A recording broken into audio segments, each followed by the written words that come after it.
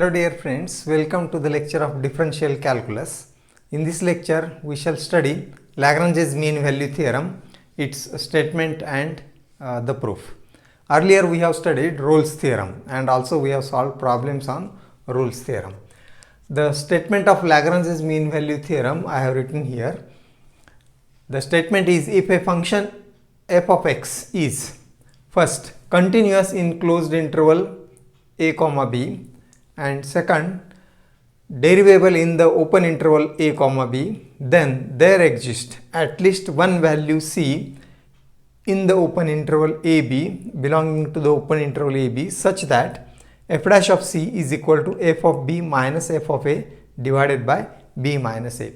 This is the statement of Lagrange's mean value theorem.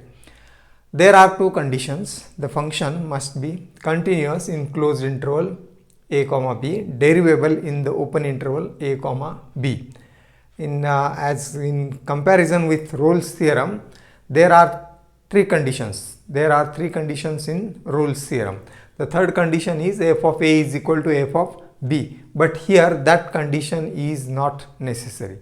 Only these two conditions are sufficient. Then there exists at least one, maybe more than one, but at least one value c in the open interval a b such that the derivative of that point c, f dash of c means derivative at that point c, is equal to this expression f of b minus f of a divided by b minus a.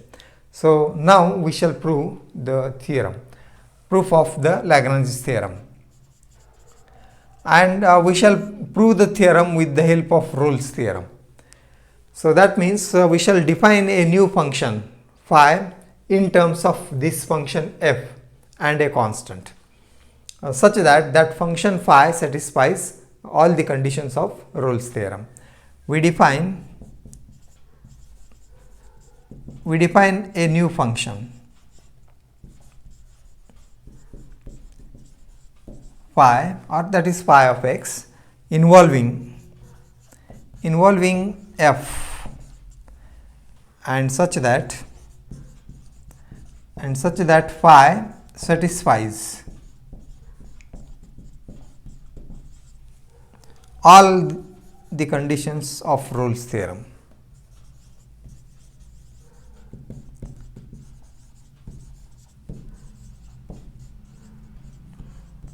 So thus we shall define the function phi, a new function, as let phi of x is equal to f of x plus a into x, and here x is in the closed interval, x belongs to the closed interval a comma b.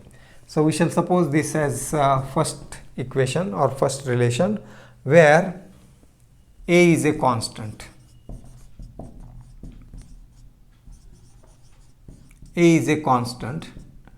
to be determined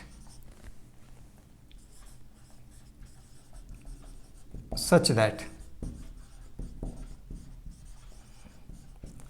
we shall determine the constant a such that phi of a is equal to phi of b. So why this is so? Phi of a is equal to phi of b, because we have stated that phi should satisfy the condition, all the conditions of Rolle's theorem, and this is actually the third condition of Rolle's theorem. The values, this function phi satisfies the Rolle's theorem, but it is not necessary that f satisfies Rolle's theorem, all the conditions of Rolle's theorem. It will satisfy only two conditions, first and second condition of Rolle's theorem.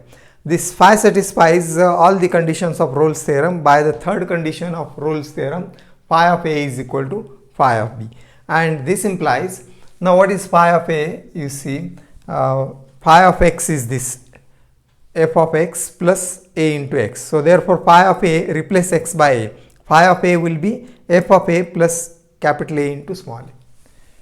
So this implies f of a plus capital A into small a is equal to, similarly phi of b will be f of b plus capital A into b.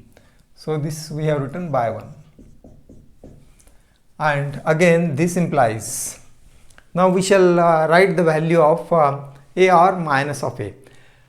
We shall have this transfer this fa on this side.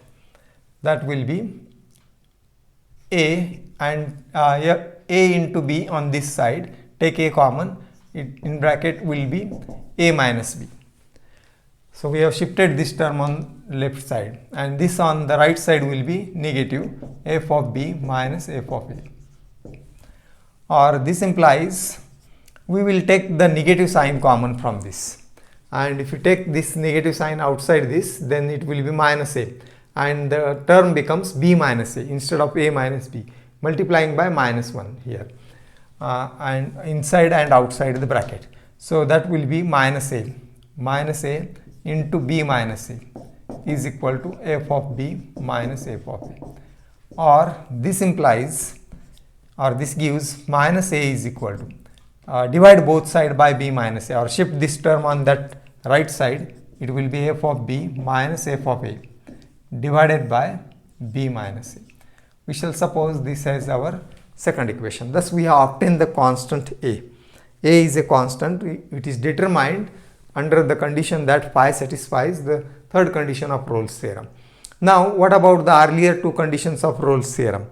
Whether phi satisfies the two conditions of Rolle's theorem, that is whether phi is continuous in the interval closed interval ab.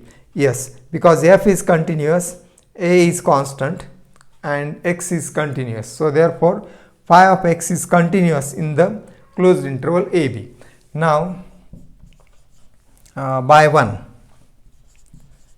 phi of x is continuous in the closed interval ab. Also, what is f dash of x? F dash of x, not f dash but phi dash, and you see phi dash of x will be, phi dash of x is equal to f dash of x, taking derivative on both sides with respect to x. That is phi dash of x is equal to f dash of x plus derivative of a into x. A is constant, derivative of x is 1. So that is only a. And what this shows, this fx is derivable in the open interval. You see that statement of the theorem, fx is derivable in the open interval ab. So this is derivable. This is a constant function and it exists. So therefore phi dash exists in open interval ab. So this shows that, or we suppose this as our third relation. Yes, and so thus therefore this shows that phi x is derivable in open interval ab, and therefore by phi satisfies all the conditions of Rolle's theorem. Continuous in closed interval ab, derivable in open interval ab, and phi of a is equal to phi of b. And therefore by Rolle's theorem, phi dash of c, there exists a point c. Therefore by Rolle's theorem,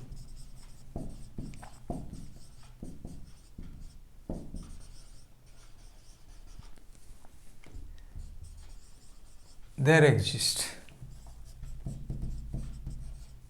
at least one value c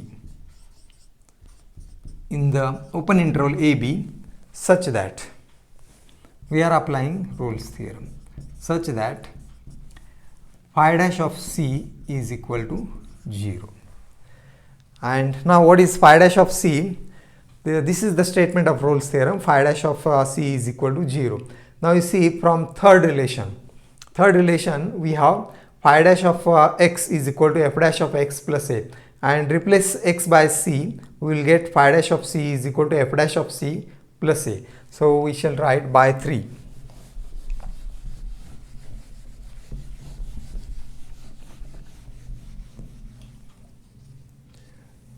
By 3, phi dash of c is f dash of c plus a, and this is equal to 0 means Therefore phi dash of C is equal to 0 implies this is 0. F dash of C plus A is 0. And what that gives, F dash of C is equal to minus A. So this implies F dash of C is equal to minus A. And you see what is minus A? We have this value here. Minus A is FB minus F of A divided by B minus A. Or this implies by 2. This implies F dash of C is equal to minus A is F of B minus F of A divided by B minus A. And this is what we wanted to prove. F dash of C is equal to F of B minus F of A divided by B minus A. So thus the theorem is proved. Hence the proof of Lagrange's theorem. Hence the theorem is proved. There exists C. We have already mentioned C is in open interval AB, and there exists at least one value C belongs to AB, such that F dash of C is equal to F of B minus F of A divided by B minus A. And this is the Lagrange's mean value theorem, which we have proved using the Rolle's theorem. For proving this, we have we have defined a new function phi in terms of f and a constant a, that is phi of x is equal to f of x plus a into x, and that satisfies the Rolle's theorem's conditions. And according to that, we have obtained the value of a or minus a, and then we have applied the Rolle's theorem, which sets phi dash of C is equal to 0, or that means this phi dash of C is f dash of C plus a, and accordingly we have obtained this f dash of C is minus a, which is equal to this quantity, and this proves the theorem. So thus we have proved the theorem. Now we shall consider the another form of Lagrange's mean value theorem, which is also important in further, that when we consider the Taylor series or theorem. This is another form of Lagrange's mean value theorem.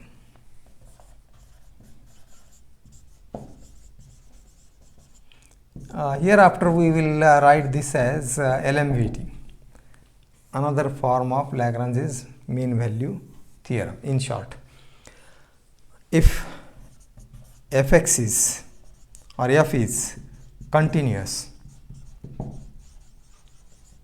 in the closed interval a comma a plus h, and derivable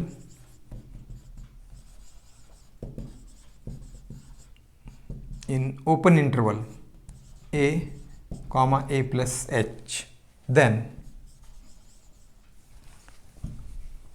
same theorem we are writing in another form. Then there exists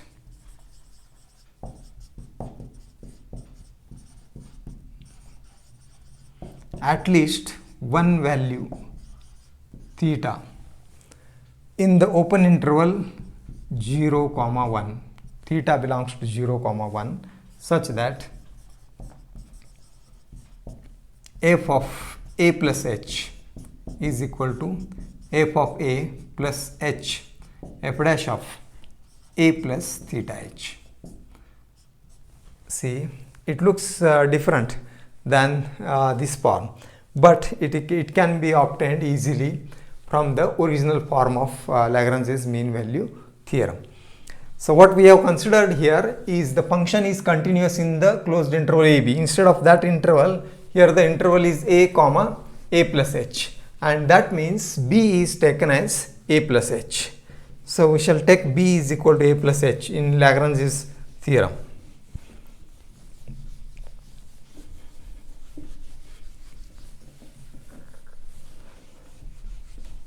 We write as or it can be proved, this form can be proved. Let b is equal to a plus h, or this gives h is, that is h is equal to b minus a, and the interval is a and a plus h. That means the length of the interval is h. So therefore we will have the interval as this is a and this is a plus h. And C is by the theorem, by the Lagrange's mean value theorem, C lies in between open interval a, b. So C will be somewhere here, maybe not necessarily midpoint or etc., maybe some value in between a and b. B is here a plus h. So therefore h is, here h is the length of the interval. Obviously this is h. H is the length of the interval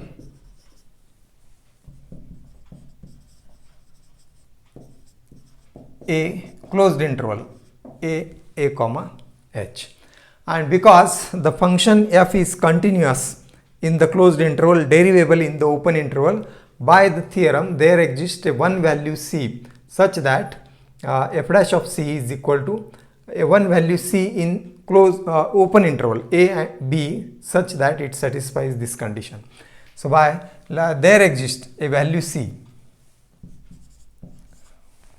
by the Lagrange's theorem, or we will write by Lagrange's mean value theorem, there exists at least one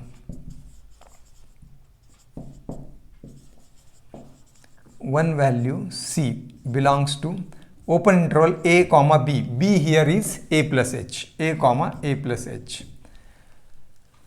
That is, now c is in this interval means a is less than c is less than a plus h. A is less than c, c is less than a plus h. And therefore we can take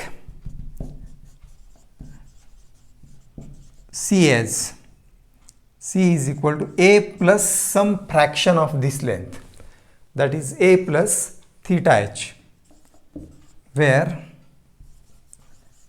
0 is less than theta is less than 1, or that it is the same meaning that theta belongs to the open interval 0 comma 1. So if you consider this as say 1/3 h, if this is totally is h and then this will be 1/3 h. So that means c is a plus 1/3 h and theta will be 1/3. If it is middle point, c is midpoint, then what will be the value of c? C will be a plus half h. So this distance is half and etc. So therefore c value is in between a and a plus h, means c is a plus some fraction of h. Theta is fraction because theta lies between 0 and 1. Greater than 0, less than 1, maybe 1/2, 1/3, 1/4, etc. So that is the choice for c, or that is what c is written in this form, a plus theta h. That is the difference in this form and this form. Here we are writing c as a plus theta h, b as a plus h. That are the only two changes in this form to get the another form. So we can take c as a plus theta h, and therefore now by LMVT, so we have f dash of c is equal to f of b minus f of a divided by b minus a by Lagrange's mean value theorem. So this result becomes,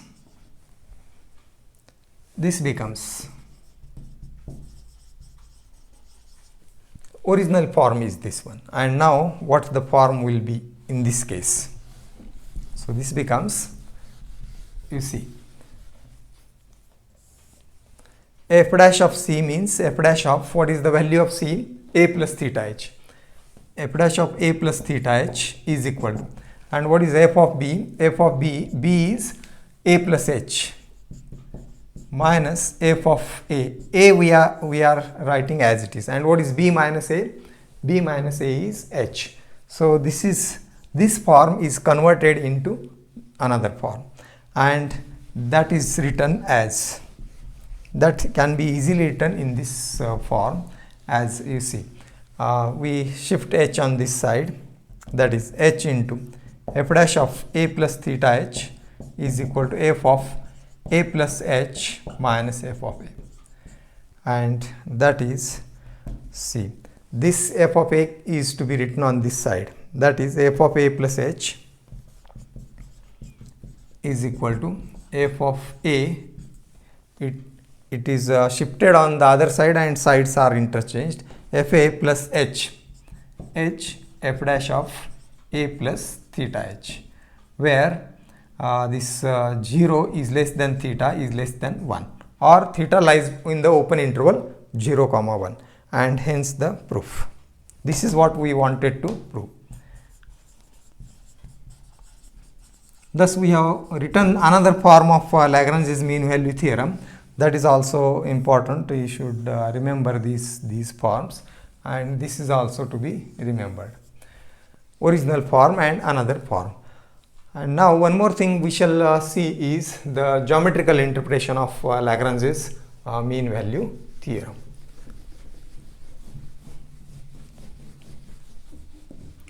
What geometrically it means, Lagrange's mean value theorem.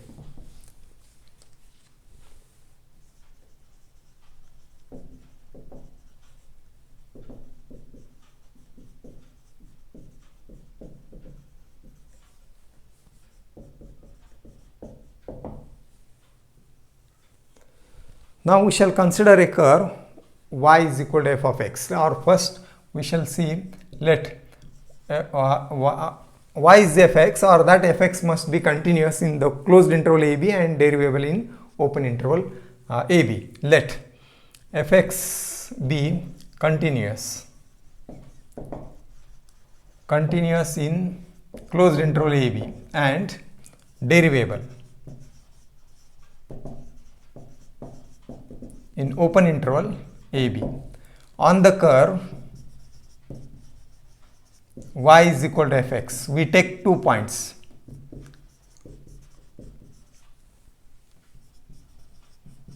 We take the points first having x coordinate a.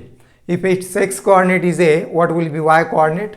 By this relation, y coordinate will be f of a. We are taking the curve now of this function y is equal to f of x. So the coordinates of a will be a f a, and b, x coordinate is b, then y coordinate will be, from this, y coordinate will be f of b. We will take these 2 points. So that we shall show in the figure. Suppose this is the curve, and here it is not necessary that the points ordinates at the end are equal. That means fa may not be equal to fb. So this is the point a and this is the point b. For Rolle's theorem they must be at the same height, but here they may be, this is greater, this is less. So this is a, this is y axis and x axis, and this point is b.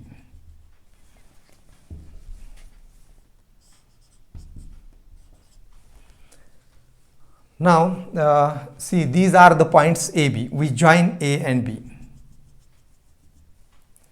Now what is the slope of chord AB? That we shall write. Then slope of chord AB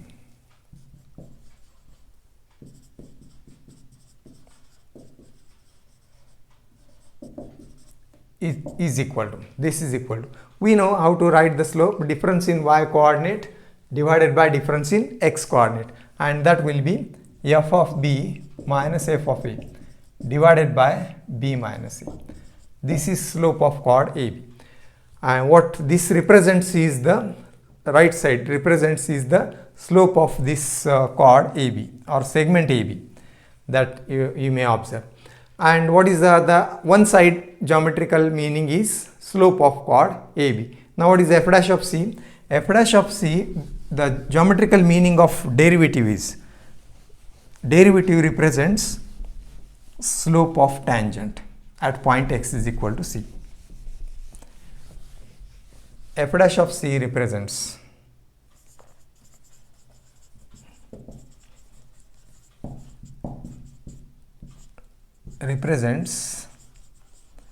slope of tangent or slope of the tangent at point x is equal to C to the curve. So this is slope of the tangent at the point x is equal to C, and thus what this the result of the Lagrange's theorem says, this is slope of tangent and this is slope of chord. So therefore there must exist at least one point C such that slope of tangent at that point is equal to slope of chord AB, and that slopes are equal means the lines must be parallel. That means there exists in this curve y is equal to f of x. This is the curve y is equal to f of x. On this curve there exists at least one point such that the tangent at that point is parallel to this chord AB because their slopes are equal. And we can see the tangent at which point will be parallel to this chord. If you draw the tangent, it will be like this, and the tangent rotates as the curve moves, the point on the curve moves, and here somewhere this is the line. So the tangent at this point is parallel to the chord AB. See, these two are parallel. Similarly, is there any other point? So one point we have obtained, and as the point moves, the tangent rotates. Here this is the tangent, and now if the point is moving, the tangent will rotate, and again here this tangent at this point will be parallel to the chord AB. So therefore there is another point, this point where this tangent is parallel to the chord AB, and we shall denote these points as P1 and P2, and corresponding x coordinate will be C1. So this is the point P1 on the curve, and x value is to be noted. C is in between AB. So there are 2 points, at least one point is we have written in the theorem, at least one value, and maybe more than one value. So here there are 2 values, maybe more than 2 also if the curve is continued like this. So thus this point we may consider P2. So what is geometrical meaning of Lagrange's theorem? So therefore LMVT states that there is at least one point C on the curve tangent to which is parallel to the chord AB, and in this figure there are 2 points C1, C2 in the figure. X value is C1 and C2, and corresponding point are P1, P2. At least one point. So the point is x is equal to C, or if you write the coordinates of that point, then that will be C f of C. For A, the coordinates of this capital A and y coordinate is f of A. So for C, the point is C f of C, or we may denote the point as P. In figure, there are 2 points, 2 such points, P1 and P2, the tangents to which are parallel to chord AB. So this is the geometrical meaning of Lagrange's mean value theorem. Now what will be its physical meaning? or meaning in terms of rate of change. Derivative also, here we have considered geometrical meaning of derivative, and geometrically derivative represents slope of tangent. So what is the physical meaning of derivative? Derivative represents rate of change. Suppose there are two cities, say A and B, and a vehicle travels from A to B within or in 1 hour, and suppose the distance between A and B is 60 km, and if the time taken is 1 hour, then what is the speed of the vehicle? The speed of the vehicle will be 60 km per hour. Speed is 60 km per hour, and thus if it starts from A, reaches at B city which is 60 km in 1 hour, then the speed of the vehicle is 60 km per hour. So if that is this is the average speed, so it is not instantaneous speed, it is average speed. Average speed is 60 km, and if the average speed is 60 km, then the vehicle must have acquired this speed actually at some points in between A and B. So that means the vehicle must acquire the speed 60 km. It is not running constantly with 60 km. Sometimes it will reach 80 or higher than 80, 100 also. Sometimes it is 20, etc. But the average speed is 60. That means it must have acquired the speed 60 km at least one time or one point between A and B. That is the meaning of Lagrange's mean value theorem, and therefore the word is used, mean value. So it must acquire this is the average speed, that is mean speed, and it must have acquired by the vehicle at least at one point in the between two cities A and B. So that is the meaning. So this is about Lagrange's mean value theorem, its statement and proof, geometrical meaning, and meaning in terms of rate of change. The problems on this we shall solve in the next lecture. Thank you.